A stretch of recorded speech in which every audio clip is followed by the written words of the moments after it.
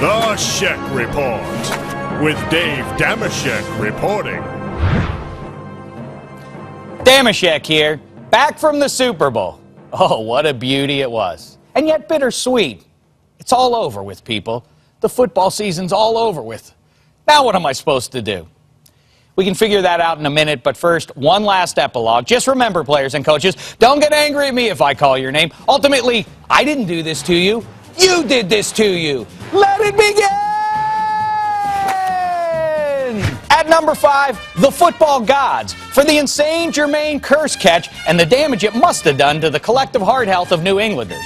People are comparing it to Antonio Freeman's catch a number of years ago, but the difference is this one happened with a minute left in the Super Bowl. Sure, the Patriots survived, but how many of their fans didn't? I got to think countless people missed Butler's interception because they'd already jumped out of the closest window. At number 4, the television ratings for Super Bowl 49. The most watched program ever. 114 million people tuned in, which begs the question, what were the other 200 million Americans doing? You mean to tell me not even half our nation watched? Why? Are there really that many snowboarders and surfers? I know you weren't seeing Mordecai. At number 3, the 2 plays everyone's talking about. Yes, Curse's catch was crazy, and yes, Seattle should have run it on 2nd and goal. It's just a super unfortunate coincidence. Everyone on the planet seems to know this, except for the only 2 guys who actually got a say in calling the play. But let's not obsess over just those 2 plays. I feel bad for all the other plays. There were so many good ones. No, I'm not talking about Left Shark, or even Doug Baldwin allegedly pooping a celebration.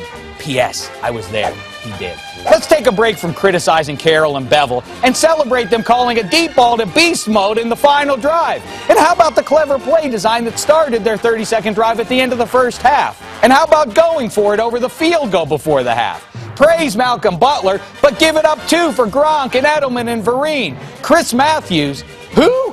Chris Matthews played hardball, perhaps with a deflated ball. The back and forth of the game. The Patriots were dominating until the Seahawks were. And then in the eye of the storm, with the titanic pressure of Sposta, Tom Brady rallied his team from double digits against the game's best D. Best ever? Best ever. And best Super Bowl ever. One of the worst uniform matchups ever, but yes, the best Super Bowl ever. You glad, bro? Yeah, I bet you are. By the way, Belichick should have called a timeout there. And that brings me to number 2. Congratulations to the Patriots, champions of the world. Playing Cards has a 4 of clubs, and now the NFL has a new member in the club of 4s.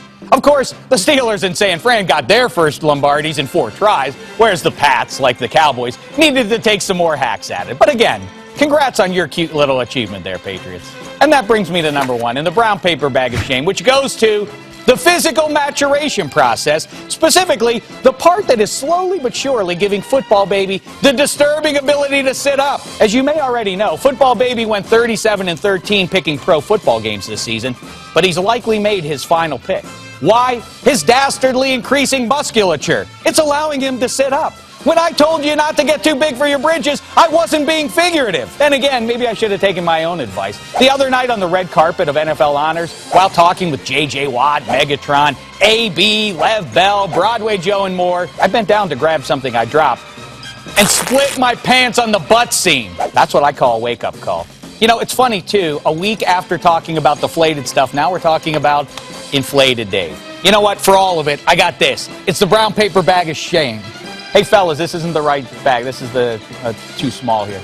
The same bag as always, Dave. Well, but if the bag didn't shrink, then that means... Oh, dear, it's even worse than I thought. I got to get to a treadmill stat. Till next time, try not to embarrass yourselves. And you know what? Thanks to Chris Miller, Bo, Mitchell, Jonesy, and all the fellas behind the camera on another season, well done.